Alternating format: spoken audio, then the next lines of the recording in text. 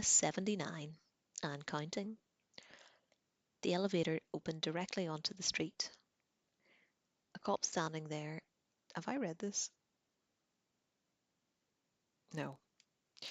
A cop standing there uh, by its frontage on Nixon Memorial Park, but he did not look at Richards as he stepped out, only tapped his move along reflectively and stared at the soft drizzle that filled the air.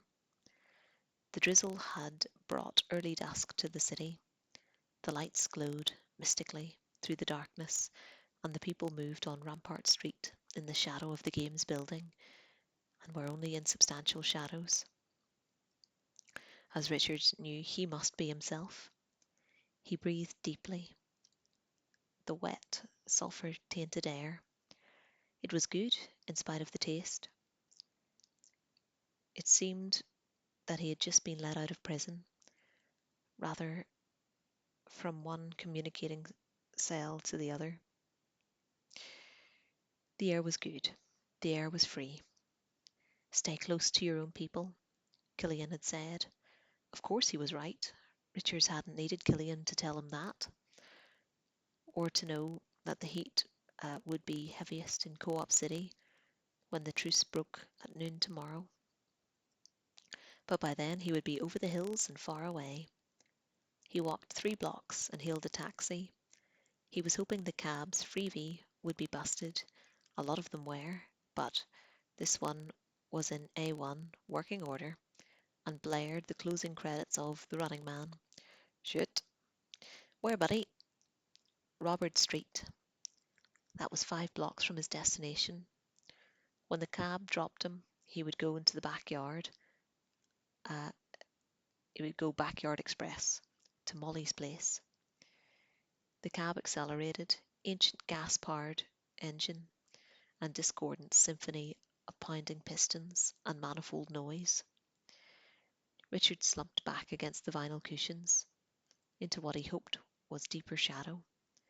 Hey, I just seen you on the freebie, the cabbie exclaimed. You're that guy, Pritchard. Pritchard, that's right, Richard said resignedly. The games building was dwindling behind them.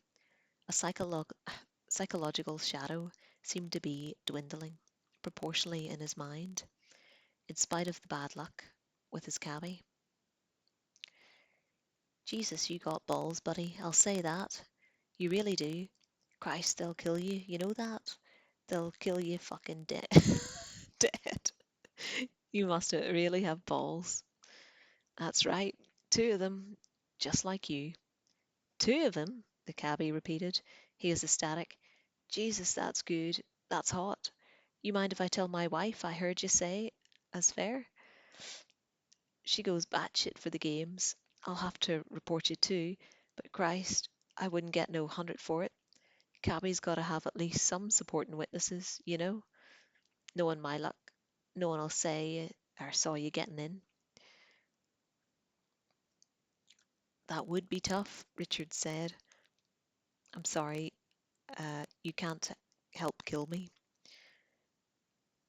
Should I leave a note saying I was here? Jesus, could you? That'd be. They had just crossed the canal. Let me out here, Richard said abruptly. He pulled a new dollar from the envelope Thompson had handed him and dropped it in the front seat. Gee, I didn't say nothing, did I? I didn't mean to. No, Richard said. Could you give me that note? Get stuff, maggot. He lunged out and began walking toward Drummond Street. Co-op City rose, skeletal, in the gathering darkness before him. The cabbie's yell floated after him. Hope they get you early, you cheap fuck. Minus 80, sorry, 78, and counting.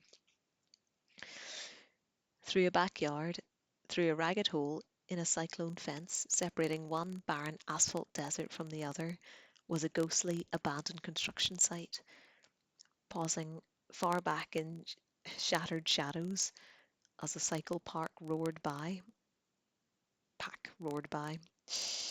headlamps glaring in the dark like the psychopathic eyes of nocturnal werewolves. Then, over a final fence, cutting one hand, he was rapping on Molly Jergens' back door, which is to say, the main entrance, Jernigan's. Is that Molly or Molly? It's probably a guy. We'll go with Molly. Molly ran a Dock Street hawk shop where a fellow with enough bucks to spend could buy a police special move along, a full choke riot gun, a submachine gun, heroin, push, cocaine, drag disguises, it doesn't really belong, does it? A Styroflex, pseudo woman, a real whore, if you were too strapped to afford Styroflex, the current address of one of three floating crap games, the current address on a swinging uh, perverto club, or 100 other legal items. If Mully didn't have what you wanted, he would order it for you, including false papers. When he opened the peephole, he saw he was there, and he offered a kindly smile and said, "Why don't you go away, pal? I never saw you." "New dollars," Richards remarked, as if to the air itself. There was a pause. Richard studied the cuff of his shirt, as if he'd never seen it before, and then the bolts and locks were opened, quickly, as if Mully was afraid Richards would change his mind. Richards came in. They were in Mully's place, behind the store, which was a rat warren of old newsies, stolen musical instruments, stolen cameras, and a box of black market groceries. Mully uh, was by necessity something of a Robin Hood. A pawnbroker south of the canal did not remain in business long if he became too greedy. Mully took the rich uptown maggots as heavily as he could and sold the neighbourhood for as close to cost, sometimes lower than cost if some pal had been squeezed hard. Thus his reputation in Co-op City was excellent, his protection superb. If a cop asked a South City stoolie, and there were hundreds of them, about Molly Jernigan, the informant let it be known that Molly was a slightly senile old-timer who took a little graft and sold a little black market. Any number of uptown swells with strange sexual tendencies could have told the police differently, but there were no vice busts anymore. Everyone knew vice was bad for any real revolutionary climate. The fact that Molly also ran a moderately profitable trade in forged documents, strictly for local customers, was unknown uptown. Still, Richards knew. Tooling papers for someone as hot as he was would be extremely dangerous. "What papers?" Molly asked, sighing deeply, and turning on an ancient gooseneck lamp that folded on the working area of his desk with a bright white light. He was an old man, approaching 75, and in the close glow of the light his hair looked like spun silver. Driver's license, military service card, street identicard, axle charge card, social retirement card. Easy, $60 job for anyone but you, Beanie. You'll do it? For your wife. I'll do it for you. For you, no. I don't put my head in the noose for any crazy ass bastard like Benny Richards. Beanie Richards. Benny? Beanie? How long, Molly? Molly's eyes flashed sardonically. Knowing your situation as I do, I'll hurry it. An hour for each. Christ, 5 hours. Can I go? No, you can't. Are you nuts, Beanie? I'm going to keep calling him Beanie. A cop comes pulling up into your development last week. He's got an envelope for your old lady. He came in a black wagon with 6 buddies. Flapper Donegan was standing on the corner, pinching nicks with Jerry Hanrahan when it was transferred. Flapper tells me everything. The boy's soft, you know. I know the flapper's soft, Richard said impatiently. I sent the money. Is she? Who knows? Who sees? Molly shrugged and rolled his eyes as he put pens and blank forms in the centre of the pool of light thrown by the lamp. They're 4 deep around your building, Beanie. Anyone who sent uh, to offer their condolences would end up in the cellar talking to a bunch of rubber clubs. Even good friends don't need that scam, not even with your old lady flush. You got a name you want special on these? Doesn't matter as long as it's Anglo. Jesus moly. She must have come out for groceries and the doctor. She sent Budgie Sanchez's kid. What's his name? Walt. Yeah, that's it. I can't keep the. I, I'm not reading that. I can't keep the goddamn straight no more. Names straight no more. I'm getting senile. Beanie, blowing my cool. He glared up at Richard suddenly. I remember when Mick Jagger was a big name. You don't even know who he was, do you? I know who he was, Richard said, distraught. He turned to Molly's side walk level window, frightened. It's worse than he thought. Sheila and Kathy were in the cage too, at least until. They're okay, Beanie, Molly said softly. Just stay away. You're poison to them now. Can you dig it? Yes, Richard said.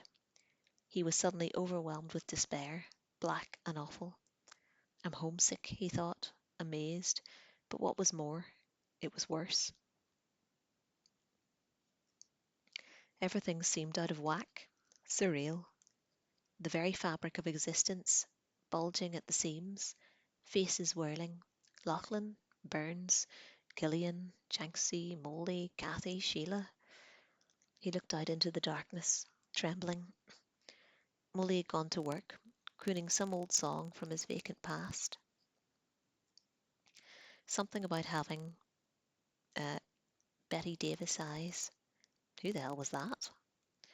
He was a drummer, Richard said suddenly, with an English group, the Beatles. Mick McCartney. Ah, you kids, Molly said and bent over his work. That's all you kids know. Minus 77 and counting. He left Molly at 10 past midnight, 1,200 new dollars lighter. The pawnbroker had also sold him a limited but fairly effective disguise: grey hair, spectacles, mouth wadding, plastic buck teeth, which subtly transfigured his lip line. Give yourself a limp too, Molly advised. Not a big attention getter, just a little one. Remember, you don't have the power to cloud men's minds if you use it. Don't remember that line, do you? Richard didn't. According to his new wallet cards, he was John Griffin Springer, a tax tape salesman from Harding. He was a 43-year-old widower, no technico status, uh, but that was just as well. Technicals had their own language. Richards re-emerged on Robert Street at 12:30, a good hour to get rolled, mugged, or killed, but a bad hour to make any kind of unnoticed getaway. Still, he lived south of the canal all his life. He crossed the canal 2 miles farther west, almost on the edge of the lake. He saw a party of drunken winos huddled around a furtive fire. Several rats, but no cops. By 1:15 he was cutting across the far bridge of no man's land of the warehouses, cheap beaneries, and shipping offices on the north side of the canal. At 1:30 he was surrounded by enough uptowners hopping from one sleazy dive to the next, uh, to the safety to safely hail a cab. This time the driver didn't give him a second look. Jetport, Richard said. I'm your man, pal. The air thrusters shoved them into traffic. They were at the airport by 1:50. Richards limped past several cops and security guards who showed him no interest. He bought a ticket to New York because it naturally came to mind. The ID check was routine and uneventful. He was on the 2:20 speed shuttle to New York, and there was only 40 or so passengers, most of them snoozing businessmen and students. The cop in the Judas hole dozed through the entire trip. After a while, Richards dozed too. They touched down at 3:06, and Richards deplaned and left the airport without incident. At 3:15, the cab was spiralling down the Lindsay Overway. They crossed Canal Park on a diagonal, and at 3:20, Ben Richards disappeared into the largest city on the face of the earth. Minus 76, and counting. He went to Earth in the Brandt Hotel, a so-so establishment on the east side. That part of the city had been gradually entering a new cycle of chic. Yet the Brandt was less than a mile from Manhattan's own blighted inner city, also the largest in the world. As he always, as he checked in, he thought about Dan Killian's parting words: "Stay close to your own people." After leaving the taxi, he had walked to Times Square, not wanting to check into any hotel during the small morning hours. He spent the 5 hour and a half hours from 3:30 to 9 in an all-night Pervo show. He had wanted desperately to sleep, but both times he had dozed off. He had been snapped awake by the feel of light fingers crawling up his inner thigh. "How long will you be staying, sir?" the desk clerk asked, glancing at Richard's resignation as John G. Springer. "Don't know," Richard said, trying for meek affability. "All depends on the clients, you understand." He paid $60 new, holding the room for 2 days, and took the elevator up to the 23rd floor. The room offered a somber view of the squalid East River. It was raining in New York too. The room was clean, but sterile. There was a connecting bathroom, and the toilet made a constant, ominous noise that Richards could not rectify even by wiggling the ball in the tank.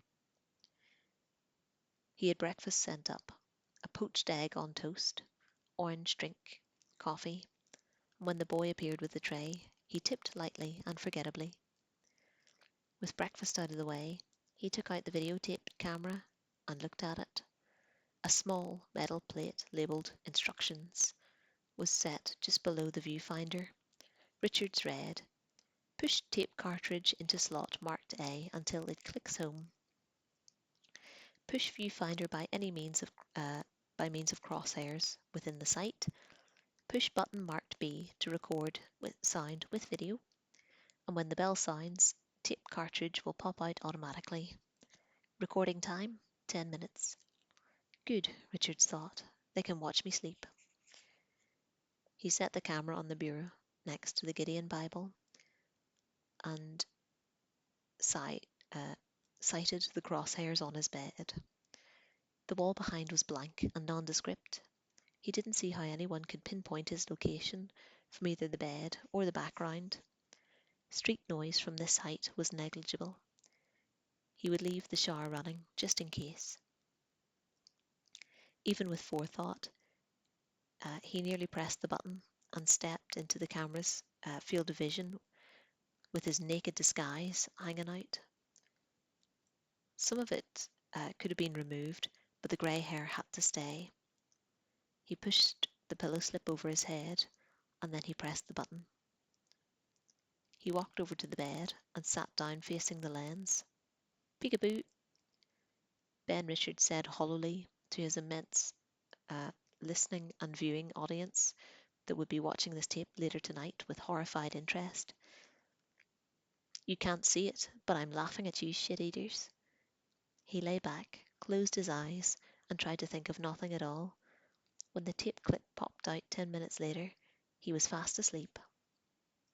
Minus 75, and counting. When he woke up, it was just after 4 p.m. The hunt was on then, and it had been for 3 hours. Figuring for the time difference, The thought sent a chill through his middle.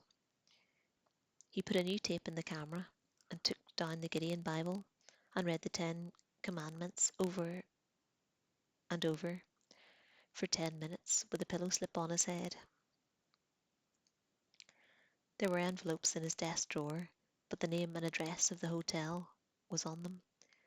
He hesitated and knew it made no difference. He would have to take Killian's word that his location, as revealed by postmarks or returned address, would not be revealed to McCone and his bird dogs by the game's authority. He had to use the postal service. They had supplied him with no carrier pigeons. There was a mail drop by the corridors, and Richards dropped the clips into the out-of-town slot with huge misgivings. Although the postal authorities were not eligible for the game's money for reporting the whereabouts of contestants, it still seemed like a horribly risky thing to do. But the only other thing was default, and he couldn't do that either. He went back to his room, shut off the shower. The bathroom was steamy as a tropical jungle, and he lay down on the bed to think. How to run? What was the best thing to do?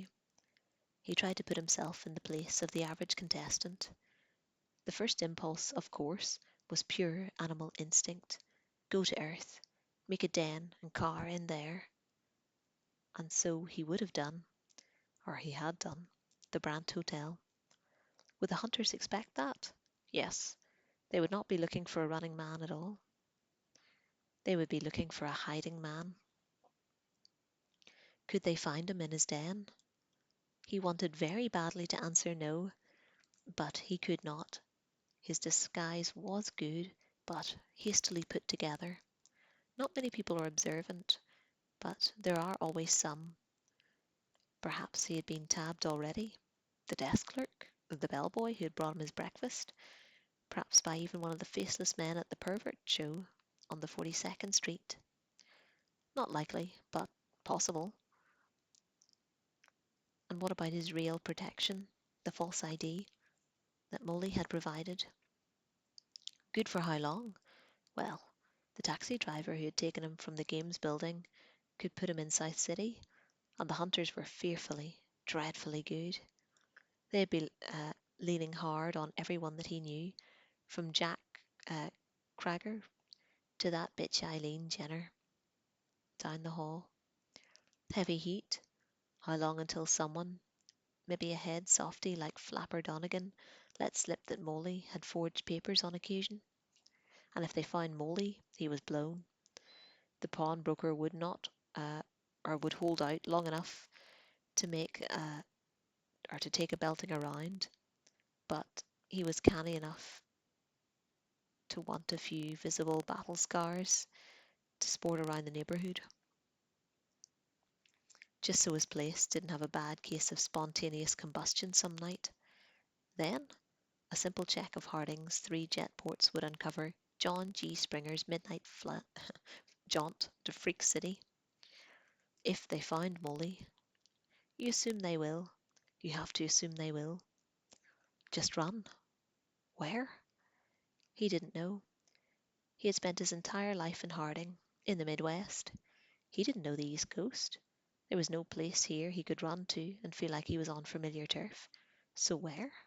Where?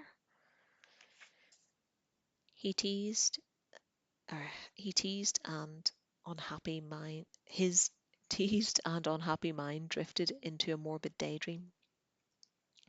They had found Molly with no trouble at all, pried the Springer name out of him in an easy 5 minutes after pulling 2 fingernails, filling his navel with lighter fluid and threatening to strike a match. They'd gotten Richard's flight number with one quick call. Handsome, non-descript men in garbed-line coats and identical cut, and had arrived in New York by 2:30 EST. Advanced men had already gone to the address of Brandt by teletext. Canvas of the New York City hotel listings, which were computer tabulated day by day. They were outside now. surrounding the place. Busboys and bellboys and clerks and bartenders had been replaced by hunters.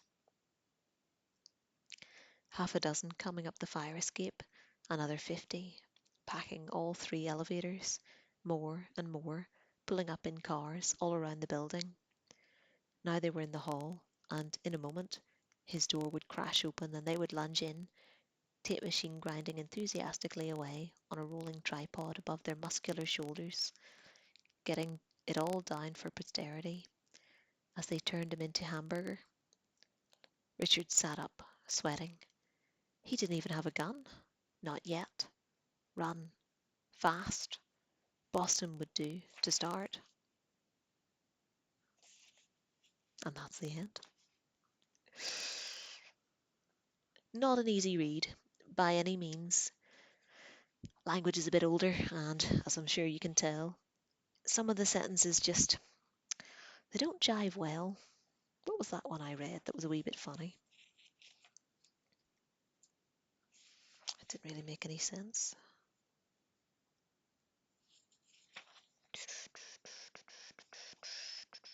I can never find what I'm looking for. Do you know, all of them really? I see actually they're making another Running Man movie. Going to be 2025 apparently, so there you go. We're well in on it. I'm fairly sure the Schwarzenegger one is the one I remember. I'm too lazy to either look it up or watch it again.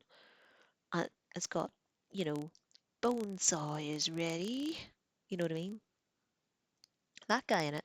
But I don't remember him running across the city. From what I remember of the movie, he's in like a, I guess, big stadium. It's dark. I don't know. I was really young when I watched it. Not like too young, you know what I mean? But there was nothing crazy violent in it, at least from memory. Yeah, and there was the electric guy with the whips because he had to be brought on, I think, because Schwarzenegger killed his other, like his main hunter. Oh, I need to watch that again. Actually, that was quite good. But I'll leave it there. Thank you for listening.